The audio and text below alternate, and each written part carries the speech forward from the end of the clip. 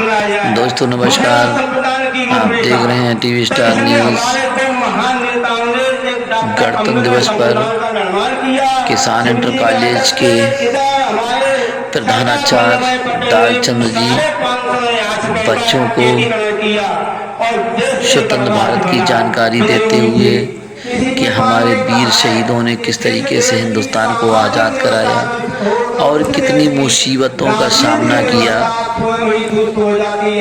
अंग्रेजों ने इसी का लाभ उठाते हुए हमारे जो देश में राजा राज करते थे उनकी आपसी मतभेद वैमनस्यता लड़ाई झगड़े का मान लिया कि हिंदुस्तान पे अब हमें अपनी हुकूमत करनी है और उन्होंने जो राजा कमजोर थे उनका साथ देकर उनकी जजा दिला अपनी गुलामी को महसूस नहीं कर सका।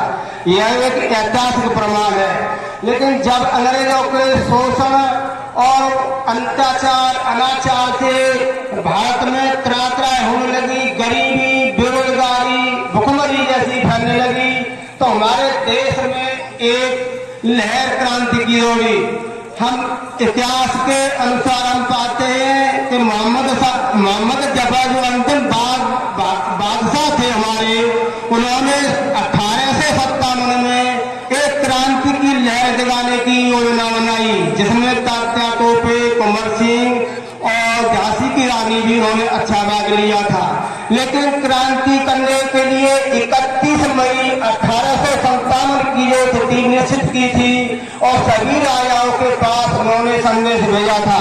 लेकिन संदेश पहुंचने के बाद में ही एक हमारे वीर शहीद मंगल पांडे जी थोड़ी सी गलती कर चुके कि उन्होंने क्रांति का बिल्कुल 6 मई को ही बजा दिया।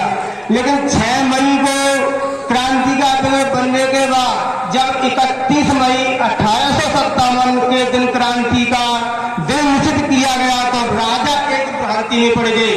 तो भ्रांति का यह हुआ कि अंग्रेजों को लाभ मिला और लाभ के बाद उन्होंने हमारी क्रांति को जगा दिया।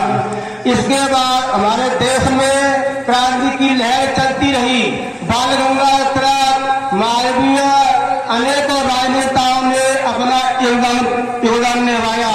उसी समय हमारे महात्मा गांधी जी ने अपनी शिक्षा पूरी करने के बाद 1920 में उन्होंने हिंदुस्तान में एक आंदोलन की बागडोर संभाली और महात्मा गांधी के नेतृत्व में असहयोग आंदोलन, भारत छोड़ो आंदोलन इत्यादि आंदोलन चले और देश की कमान संभालते हुए आजादी में उन्होंने अपना योगदान निभाया।